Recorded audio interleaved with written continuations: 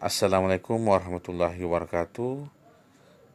Sahabat Nusantara, kali ini saya berada di puncak gunung, tepatnya di kota Ambon, yaitu Formasi Atas namanya. Saya sementara ingin menuju ke tempat wisata, yaitu Siwang. Akan tetapi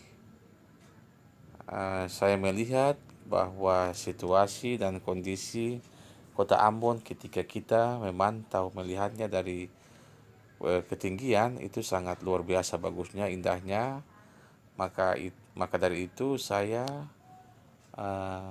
melakukan satu potret gambaran sehingga bisa dijadikan sebagai referensi kepada sahabat Nusantara nanti ketika berkunjung ke kota Ambon.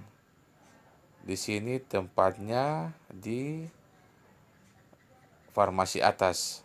Ketika kita mau melakukan perjalanan ke tempat wisata Siwang, sahabat Nusantara bisa lihat sendiri kondisi kota Ambon ketika kita melihat dari ketinggian.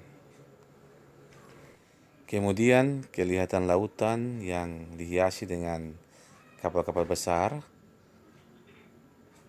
Oleh karena itu, sahabat Nusantara, jangan lupa like, komen, dan subscribe sebanyak-banyaknya ya, karena semua itu gratis.